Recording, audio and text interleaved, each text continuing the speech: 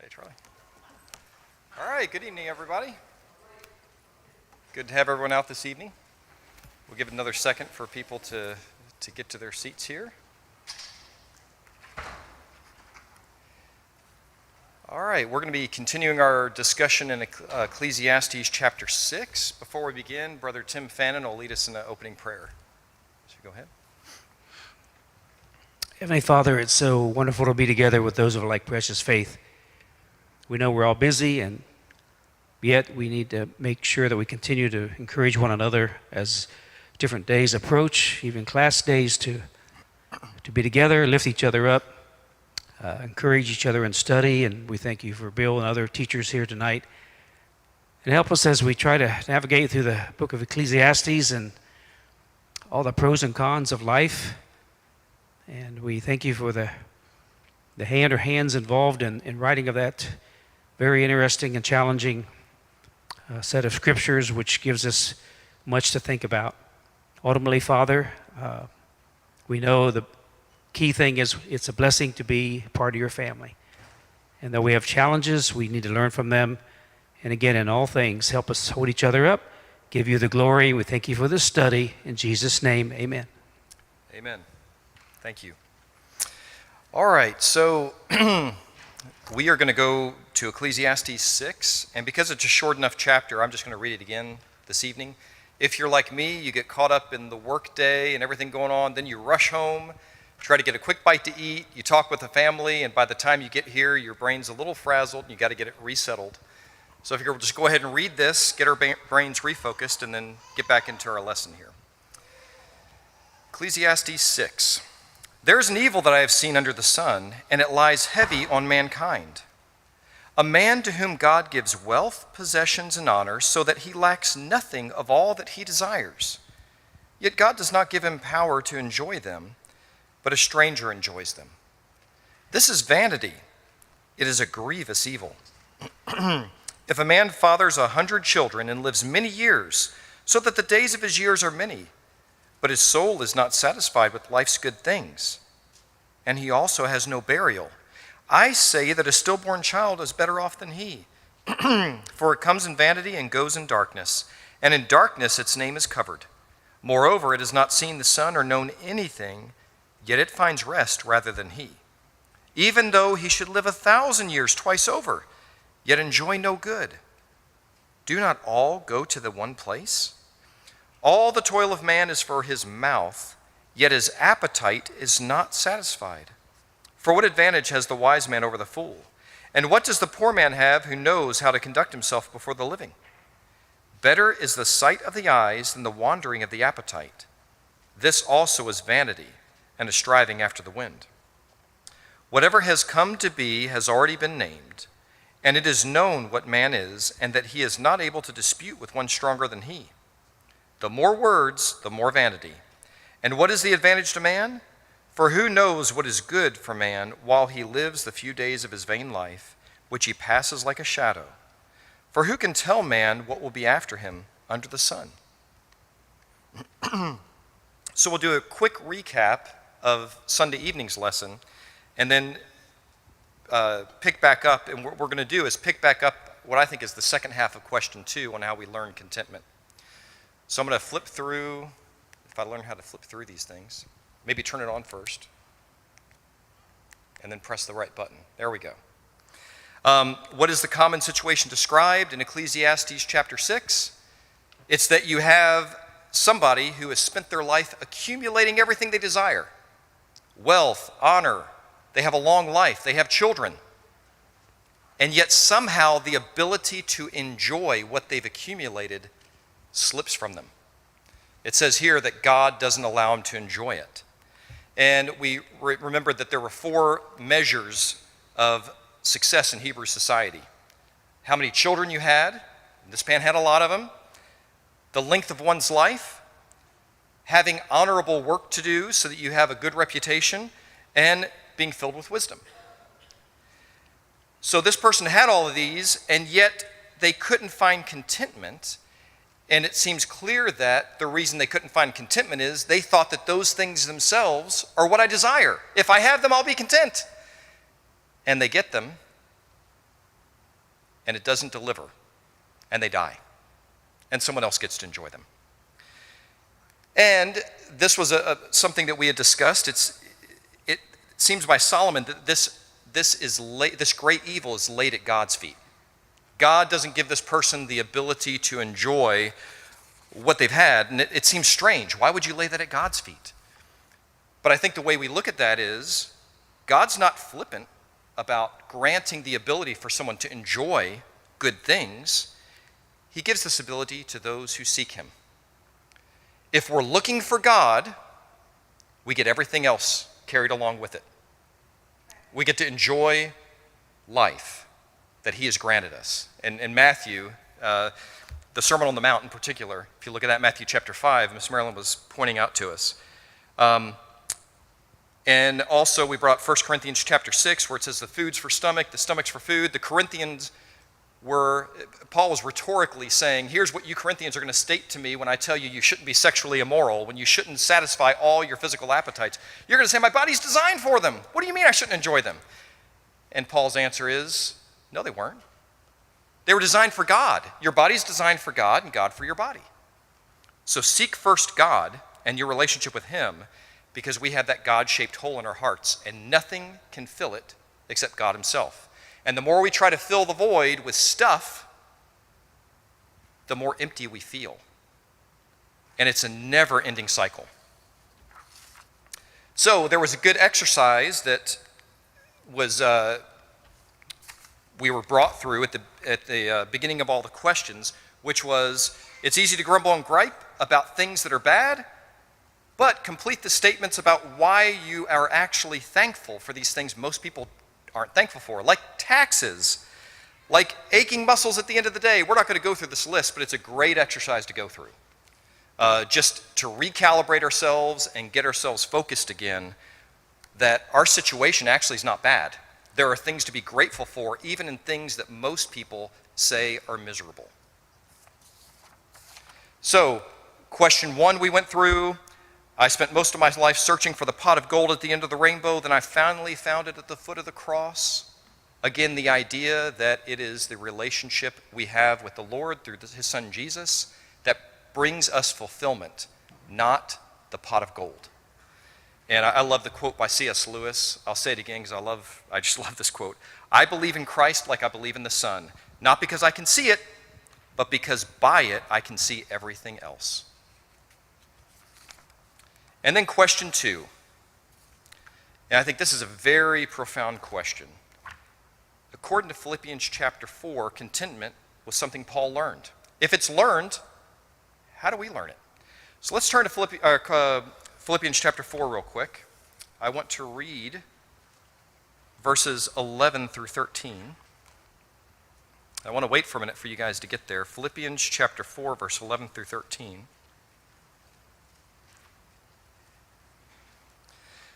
Not that I'm speaking of being in need, for I have learned in whatever situation I am to be content.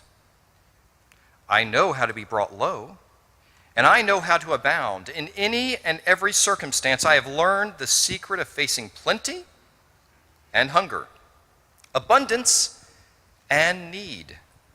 I can do all things through him who strengthens me. I challenge you to read any of the epistles, even ones that are written from the depths of prison, and find a miserable Paul. You're not going to find it. I was starting to look at Ephesians with someone this morning, and I was thinking of my kids' homeschool curriculum. There's some English curriculum, and I was like, Paul could use this. He has the longest run-on sentences in history. If you read Ephesians chapter 1, the whole chapter is like 2 sentences.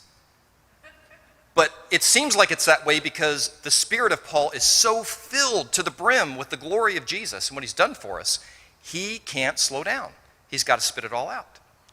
Paul learned no matter where he was, he could find joy because Christ was there. And he had Christ, and no one could take that away from him. So, one thing we talked about a lot of things, and I want to open this up for more discussion because I don't want to rush through this point at all. I think this is the heart of the lesson tonight. But one thing we talked about is, if you want to find contentment, you've got to start by seeking the right stuff. For instance, if you want to find the right answer, you have to start by asking the right question. And I just gave the quick example of, if I want to find holiness, I can't find it by asking, well, am I going to go to hell because I do this over here? That's not going to give you the answer to holiness. That's trying to justify our sinful desires, is what that's doing. That's trying to skirt by. If you want to find holiness, the question to ask is, Lord, what would you have me do in this situation? That's the way to find holiness. That's the right question. So to find contentment, what do we have to be seeking? We have to be seeking God. He's our end goal. Our end goal can't be the great house we want. It can't be the filled bank account that we're trying to store up for a great retirement where we're going to go travel with our spouse to all these wonderful places. It can't be once my children are well behaved and aren't embarrassing me out in public. It can't be only when I get to this point. It's got to be when I have my relationship with the Lord right, I will be happy. I will be content. That's where it begins. What other things do we need to do, or can we practice to learn contentment? And I want to open that up for discussion. Arlene in the back. And wait for the microphone, because we want everyone to be able to hear. Mighty Mouth usually is heard. One of the things in thinking about this is the humility. When we're in God and we're in Jesus, we have the humility to recognize and be grateful for the gift. Everything we have is from the Lord. So we start off with that gratitude, then we make a decision that whatever's going on, we're going to find the joy in it. That's hard, especially when trials prevail. So we really need to spend more time on our knees and be prayerful about this to find that joy. And just in that question that you have about the will I go to hell for doing this versus that what can I do? Lord, guide me that way, and be grateful and humble and recognize that oftentimes the answers to our prayers are not today, not in my time. So we make the decision to be content. That's the first step, I think. Well, you actually said a whole lot in that answer, a lot of great stuff. What you said was start with humility. Recognize your place. Be humble. Recognize who you really are. And I do think that's key. Realize who we are, realize who God is. We are not God. Then you said be grateful. And we'll delve into that more. We've got to come at things with a spirit of gratitude, not of cravings that we're expecting God to fill. And then you said, make a commitment, make a decision to be satisfied. I have enough right now. That's a lot. You packed a lot into that answer. I really appreciate it. What else? What other things do you guys have thoughts of? What helps you to practice contentment? Got Fiona over here, and then Mark down here.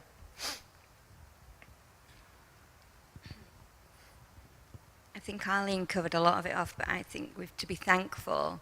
And, you know, we've got to understand where we are. There's always people a lot worse off than where we are, and we have to be thankful for exactly what we've got. And we can't judge what everybody else is going through because we don't really know what's going on, and we've got to trust in God.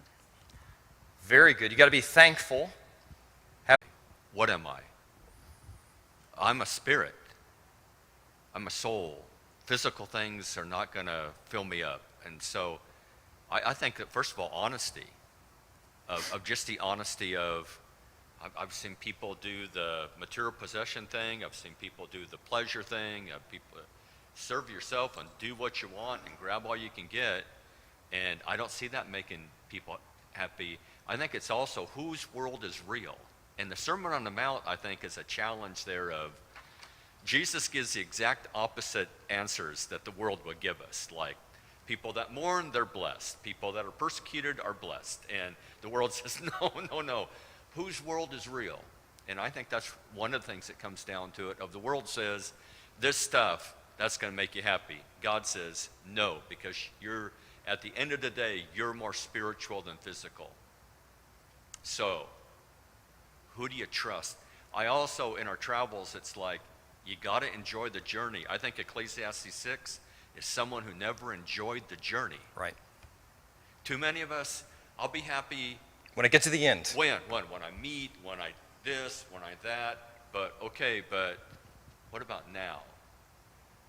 And that passage in Philippians, yeah, contentment in poverty, okay? But I think the contentment in prosperity is a bigger challenge.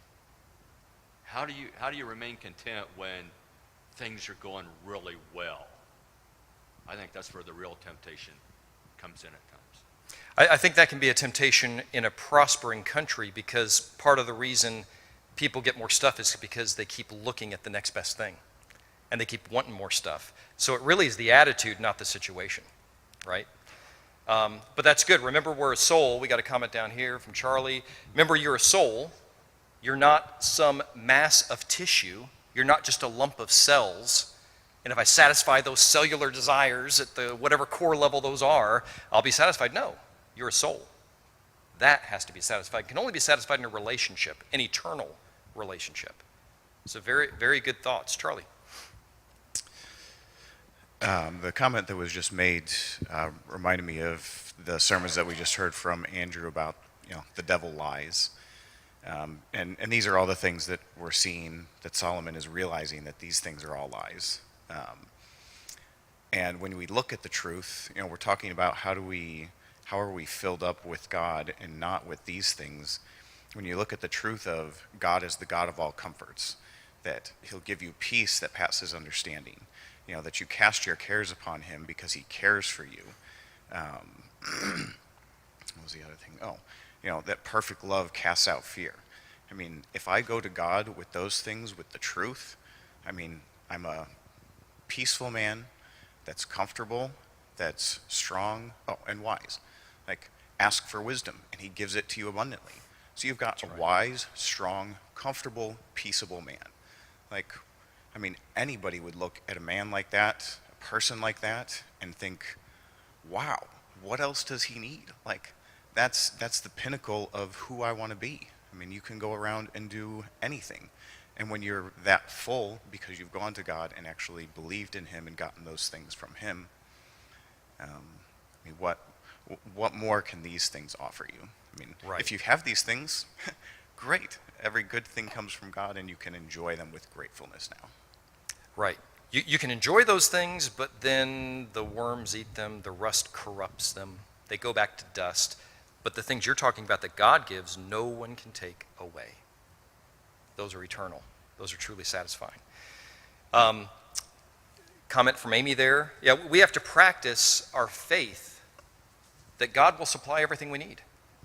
Faith is a practice. It's not a one-time, I believe that the Lord exists. I believe that Jesus will save me. It's a continual looking to God for his provision and being content in the provision he's already given. Amy? Yeah, and just listening to everybody, I know one thing that I'm reminded of often, and that helps me, is that Jesus is the perfect picture of, he came to this world to show us it's not about this world at all. And he was born in a barn, and he didn't even have a place to lay his head. And, it's a choice every day to wake up and say, I'm going to choose joy, I'm going to choose love regardless of my situation. And that's just a choice that God gives us to make. But he didn't just leave us to ourselves. He gave us Jesus, and he gave us more than just, obviously salvation, but he showed us how we can be content even if we don't have what we think the world thinks we should have. So, and he walked by the Spirit, which is what he calls us to do, like what they were, like John, I think was his name, talking about. Very good. I can't tell you how many times, first off, I'll have to say this has probably so far been my favorite lesson from the book of Ecclesiastes. It's my favorite lesson not because, I can expound a lot of wise thoughts on this. It's because, wow, this really hits home. It was very sobering for me to read this and ponder it, because I can't tell you how many times I get caught up in the worldly thinking of, oh, if only I had that thing over there, then I would be satisfied. And the interesting thing about that is, getting what I was longing for and desiring from a physical perspective has never brought me any type of lasting satisfaction.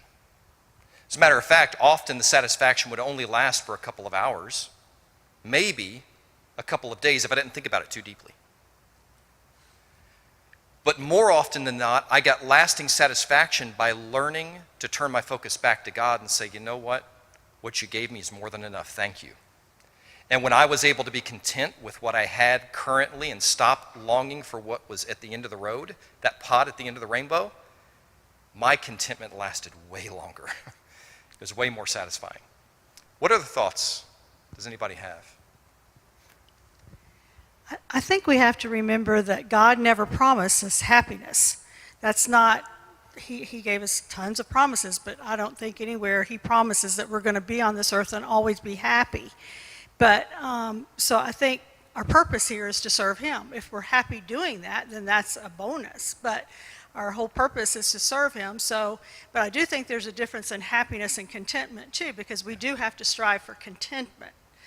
But I just think we get off, on the right, because we think about, well, if I had this job or this house or lived in this neighborhood, then I'd be happy. But that's not our goal to even focus on while we're here. Very good thought. Seth has one over here. How many times have you heard other parents of children say, well, it's all about making them happy? Have you guys ever heard someone say that? What a miserable child you'd be creating.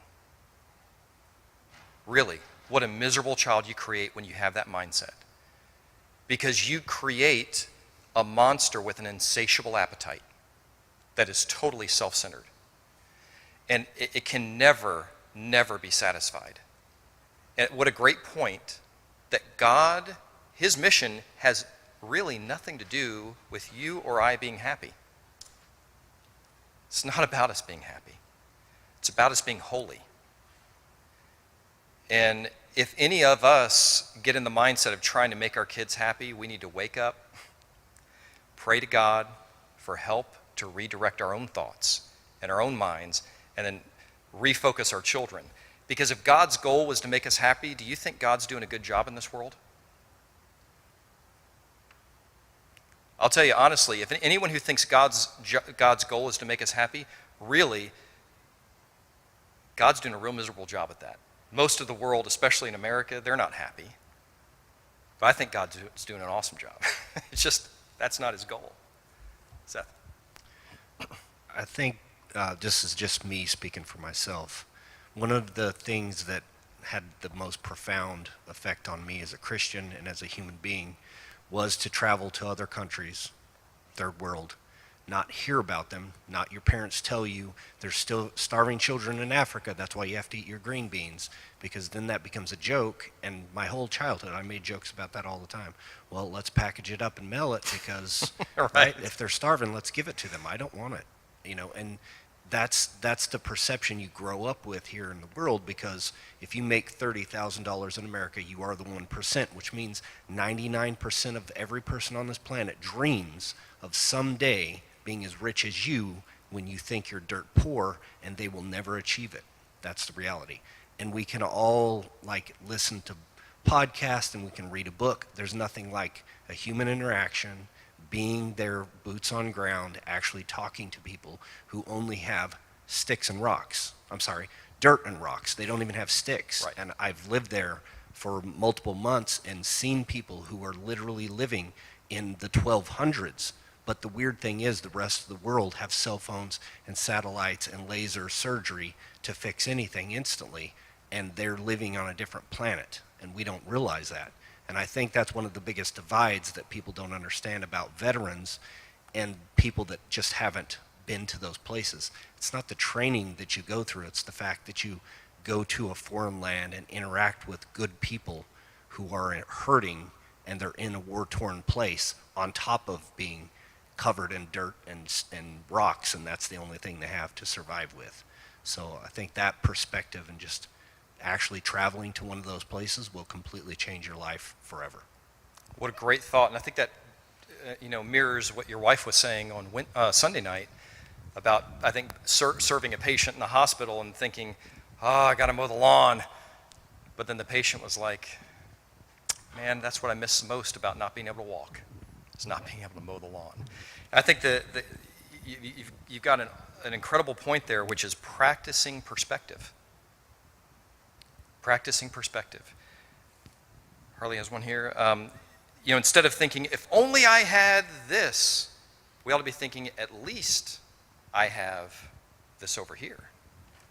I'll see if I can be eloquent when I speak this time. I was reflecting on, it says God will provide all we need. And you think about, like we talked about, the gentleman in the back said something about people not having food where they are or whatever. We all have to get a different perspective and look at it as appreciation, to be content, because we have what we need. It's not about what we want, it's about having what you need. People can want steak and lobster every day, but if you get a tuna sandwich or something like that, something to put in your belly, that's more than what a lot of other people get. It's learning to appreciate that God has given us the ability to have something to eat, where some people don't have that. And that's something to be appreciated. Absolutely. So that is one way to derive contentment. The other thing I thought about is an advertisement I saw on television in the past couple of days. There's some advertisement that there's a $10 gold piece that they found from the 1800s, and they were touting this thing as being a once-in-a-lifetime opportunity to get. Now, I used to collect coins when I was younger, and I thought, boy, that would be nice to have one of those. But then I thought about, that's vanity, and I thought about it. I said, what am I going to do if I buy that? I'll get to appreciate it and look at it a little bit. I'll toss it in the safe. And then someday one of my relatives will have it in their hand and I won't be here to enjoy it anymore. So what difference does it make? It's here for a moment and gone. It's fleeting. And it's just a section, it's just an example of vanity again. Do I really need to have a gold coin? No. It doesn't make any difference. In the end, it doesn't matter. What a good reminder. Be content. If you have what you need, you have food in your belly, roof over your head, clothes on your back, clean water to drink, be grateful, because God's provided that for you. Very good reminder. It's about what we need, not what we want. There's a movie that I just watched recently, and there's an image at the end of the movie, and you can insert your own movie. I'm sure you've seen things like this, but the movie was it was a Harry Potter movie. It was the very last one. And there is a terrible battle. The forces of darkness are coming, and they are relentlessly coming to destroy the innocent people. And there's a beautiful castle the innocent people are in. And as they come to destroy, they literally demolish this castle. It is torn from top to bottom. It's messed up. A lot of the innocent people are killed. And it's a pretty intense battle sequence that's shown. At the end of that, what I found really interesting is the evil is defeated. It's destroyed by someone sacrificing themselves on behalf of others. And at the end of that, when they know the evil's defeated, though there's destruction everywhere, though there's injured people lying everywhere, and a lot of people that they love are dead, people are smiling. They're smiling, they're joyful again, and they're talking with each other. They have a spirit of contentment in the midst of all the destruction. You can probably think of your own war movies where something like that is shown. How is that possible? Is that just fake? Is that just a movie type thing? I don't think so. It's reality because it's perspective. They were facing the end of everything good as they knew it. And they were able to defeat that evil that was trying to destroy everything good. And with that, their perspective changed. They were happy that they succeeded and the evil wasn't there to destroy them, even though there was demolition all around. It's all about our perspective. Tim, you have? Now, this is not what I was going to say, but like the movie reference, basically they understood a price had to be paid. So the challenge, if we all of a sudden as parents, grandparents realize I have really been living very materialistically, and I've passed that on to my children, grandchildren, it's a hard conversation to sit down with kids and say, you know, we've been thinking, we've been so caught up in things that we have taught you how not to live. So we're going to make some changes here so that, you know, false sense of entitlement is a tough thing to get over. But I do want to say this lesson matters, this class matters, not to get into it, but Connie and I went out to dinner Monday night, you know, pre-Valentine's. Anyway, downtown Tampa. So we're coming back kind of late, you know, 10:30 or so, and one of the tires blew out on my car on 75. So normally I would fix it myself, but because of my bad leg, I called, you know, somebody. So about 3 hours later, somebody came, but in the middle of that, Connie said, well, at least we have a car. There you go. There you go. Good perspective. You know, I liked the quote that was put in the lesson here. There is really no rise or fall when it comes to our standard of living. Over the centuries, people simply find different stuff to feel grumpy about. How true is that? How true is that? A lot of great thoughts, Charlie. And before you start, Charlie, I'm going to do something that's, I'll probably regret at the end. It's not fair to you guys, but I'm going to do it anyway. There's a question that I want to kind of close out with. So I'm going to fast forward to the end of this discussion to ask the question because I want your minds to be churning about the answer because I want you to really think about it. And then the unfair part is I'm going to ask you other questions in between before I let you answer that one. So hopefully you won't be upset, I won't be upset, but it is what it is. So I want you to think about at what point in your life you were the most content and why. Just think about that. And then we'll get to that near the end. Sorry, Charlie. Go ahead. I was just thinking about your comment on perspective because that is helpful. I mean, to have a flat tire and still see kind of the silver lining, that kind of idea. But I guess the ultimate perspective shift that changes any situation that we're in, at least for me as a Christian that has, the rest of the story kind of thing, is the perspective of, humility was mentioned right towards the beginning of class, that I'm a sinner, that sin really is me deserving of death. And because of Jesus, I have life. So in almost kind of going back to Job, I mean, Job's been mentioned at least once, probably a couple times in this class, of recognizing that, naked I came to this world and naked I'll leave. And when you come to any situation with that perspective, there's the blessings abound. Even when it's a horrible situation, like you still have life, you still have, basic necessities to live, and it just goes up from there. So. I love what you said about, you started out there talking about from a Christian's perspective, what helps you is knowing the end of the story, kind of knowing the end of things. And in Ephesians chapter 1, I'll just read this real quick. But I love mystery shows. That's something I really enjoy. If it's a good one, BBC, something like that.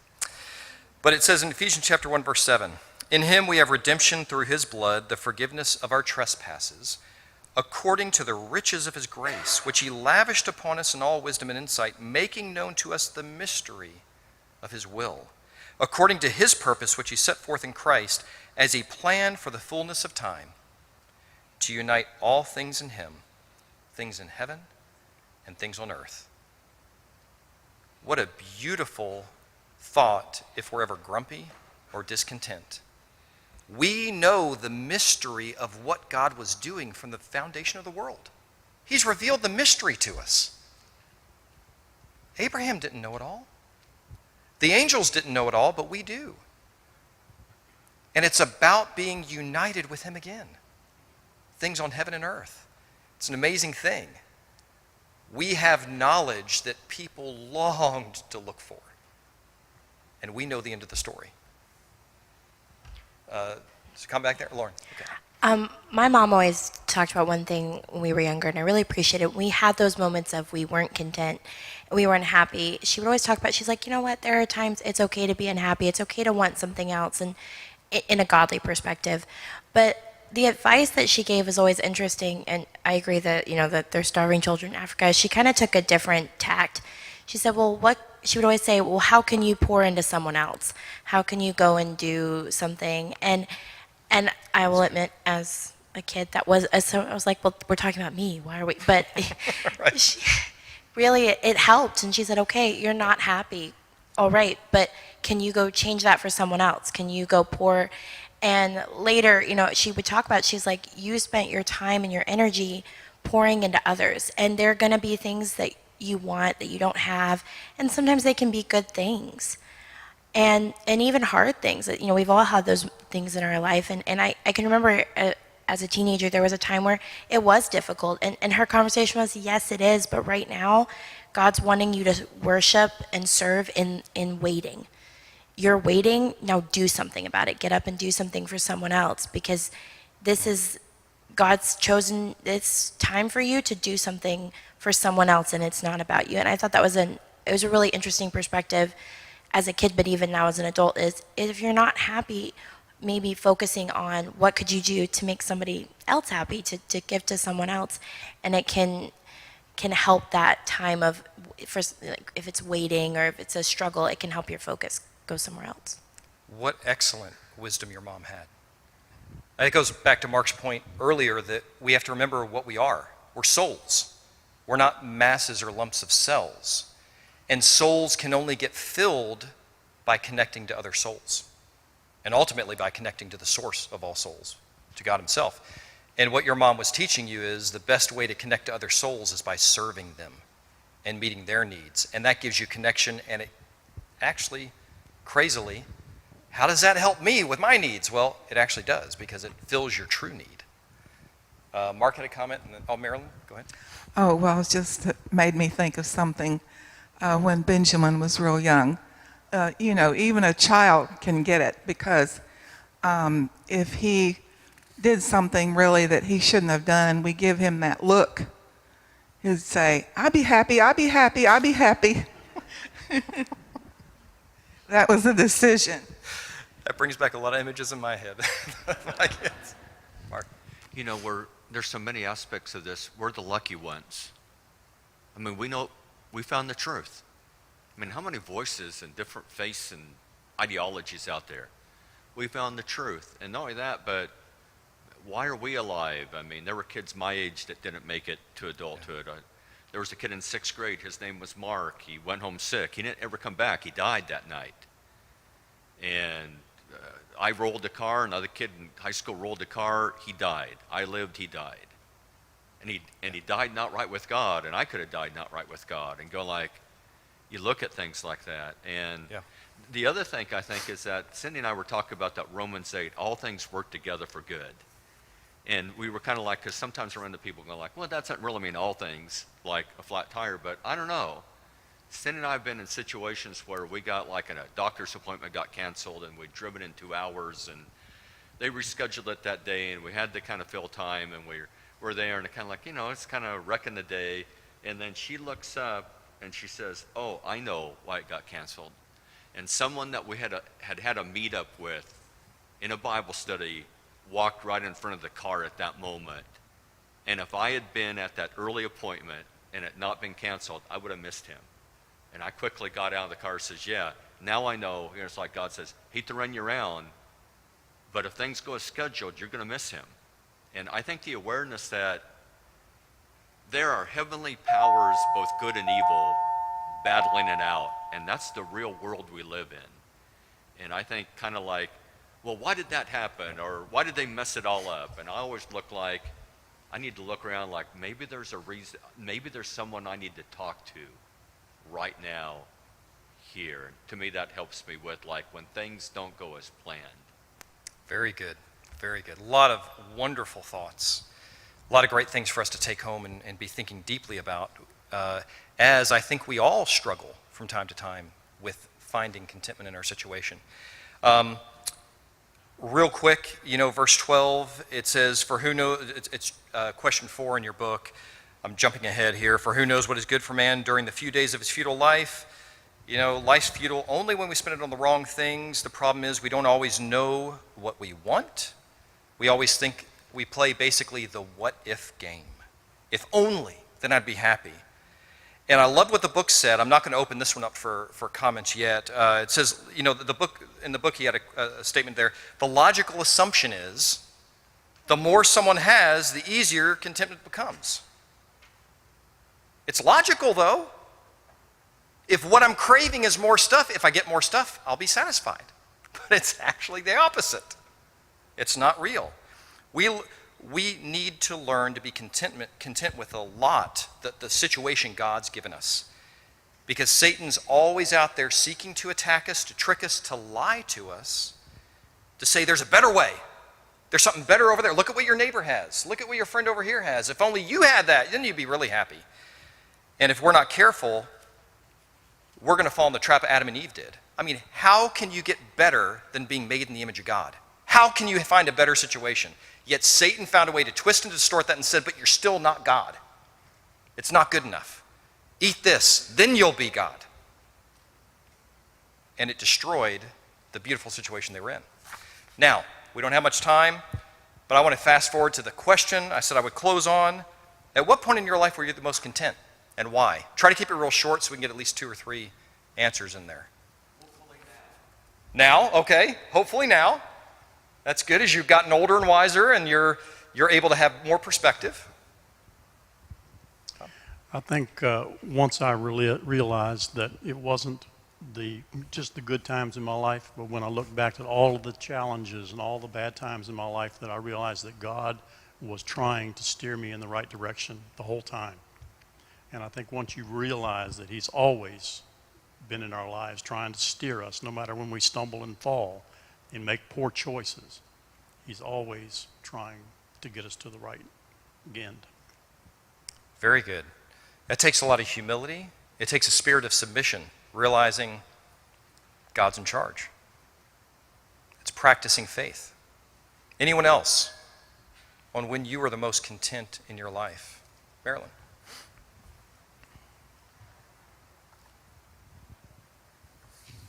Well, there's lots, but I'd say my wedding day, because I knew I was marrying a very wonderful Christian man, true Christian.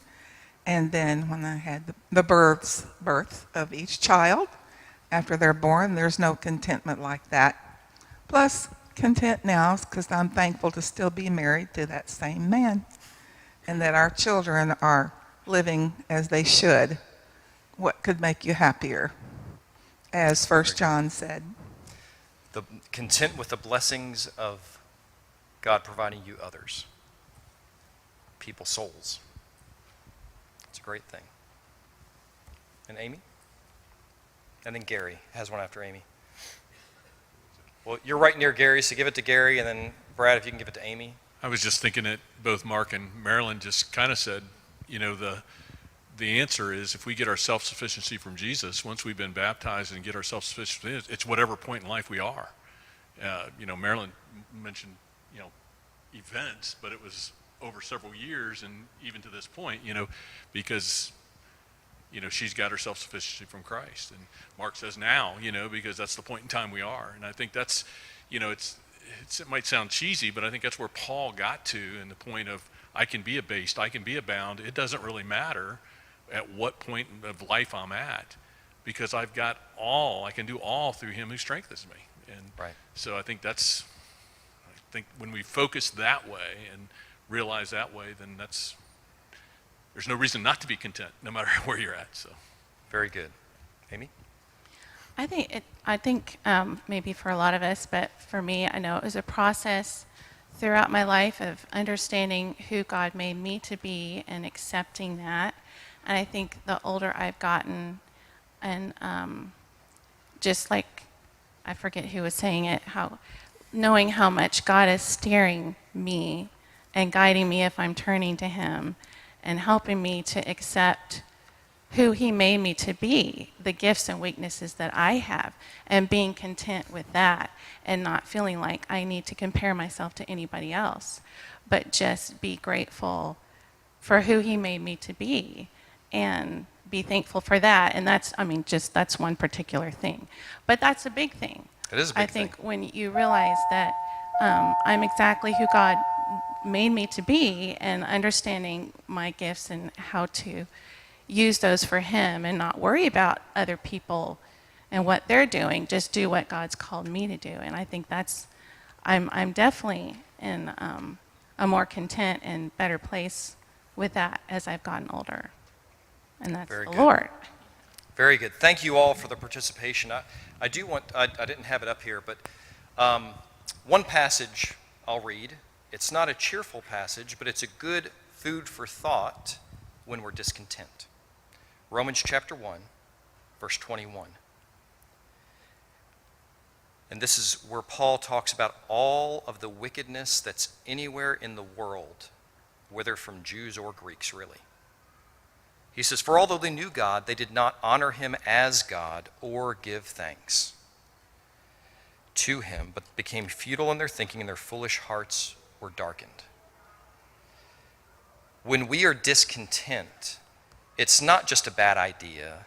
It's not just well, sometimes you're just not happy. When we're discontent, it's an evil. It really takes our attention off of the great and glorious God who supplied us everything that we need through Jesus, and puts it on our selfish desires. And we run the risk of being torn away and becoming, again, broken away in part of the evil that's pervasive throughout our world. The source of it? Ingratitude, not satisfied with what God has provided. That's the source of it. We'll do chapter 7 on Sunday night. Thank you for your attention. Thanks for your participation.